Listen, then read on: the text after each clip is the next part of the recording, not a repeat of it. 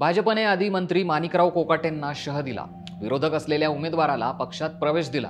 दिंडोरीमध्ये Narhari झिरवळांना target केलं गेलं. भुजबळांना युतीचे संकेत देऊन अचानक भाजपने आपला उमेदवार उभा केला. राष्ट्रवादीच्या तिन्ही नेत्यांना टार्गेट केल्यानंतर भाजपने आता आपला मोर्चा शिंदेंच्या नेत्यांकडे वळवलाय. मंत्री दादा भुसे यांना खाली खेचण्यासाठी त्यांच्या जुन्या मित्रालाच मैदानात उतरवलं. त्यामुळे भुसे यांच्या डोक्याचा ताप आणखीन वाढलाय. यामुळे नेमकं नाशिकमध्ये काय घडतंय, भाजप राष्ट्रवादी आणि शिंदेंच्या नेत्यांना नेमकं का टार्गेट करतंय, तेच नेमकं या व्हिडिओतनं सांगतो. बंडू काका बच्छाव हे मंत्री दादा भुसे यांचे एकेकाळचे खंदे समर्थक होते. मधल्या काळात दोघांमध्ये काहीतरी बिनसलं. त्यानंतर ते काही काळ राजकारणापासून दूर होते. पण 12 बलुतेदार मित्रमंडळाच्या माध्यमातून सामाजिक क्षेत्रात त्यांचं काम हे सुरूच होतं. गेल्या विधानसभा निवडणुकीच्या वेळी त्यांनी शिवसेना ठाकरे गटात प्रवेश घेतला होता. राजकारणापासून आपण दूर राहिलो तरी आपण कधीही शिवसेना हा पक्ष सोडला नाही, असं म्हणत त्यांनी मालेगाव बाह्य मतदारसंघात उमेदवारीसाठीचा दावा केला होता. पण ठाकरे गटाने अद्वै हिरे यांची निवड केली होती. त्यामुळे बच्छाव यांनी अपक्ष उमेदवारी जाहीर केली होती. भुसे, बच्छाव आणि हिरे यांच्यामध्ये रंगलेल्या या तिरंगी सामन्यात बच्छाव हे भुसे यांच्याकडनं पराभूत झाले होते. तरी त्यांनी दुसरं स्थान हे राखलं होतं, तर हिरे हे तिसऱ्या स्थानावर होते.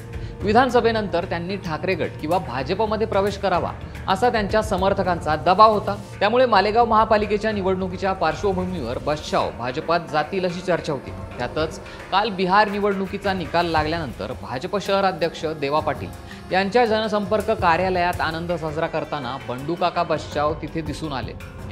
यावेळी बंडू काका यांच्या तिथल्या उपस्थितीने सर्वांनाच त्यांच्या भाजपच्या प्रवेशाची चाहूल लागली. त्यातच बंडू काका बच्छाव यांनी यावर शिक्कामोर्तब करून योग्य वेळी निर्णय घेऊ असं सांगत भाजप प्रवेशाचे संकेत दिले. भाजपच्या वरिष्ठ नेत्यांशी भेट आणि चर्चाही झाली आहे. समर्थकांचीही भाजप प्रवेशाचीच इच्छा होती असंही बंडू काका यांनी सांगितलंय. भाजपच्या स्थानिक नेत्यांनी देखील बंडू काका 28 नोव्हेंबरला पक्षाच्या मोठ्या नेत्यांच्या उपस्थितीत प्रवेश सोहळा करतील असं सांगितलंय.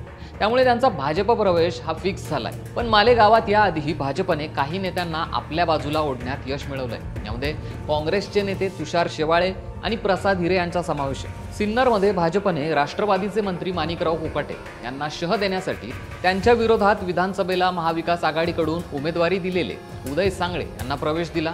दिंडोरीत राष्ट्रवादीचे मंत्री नरहरी झिरवाळ यांना शह देण्यासाठी सुनीता जारोस्कर यांनाही प्रवेश दिला.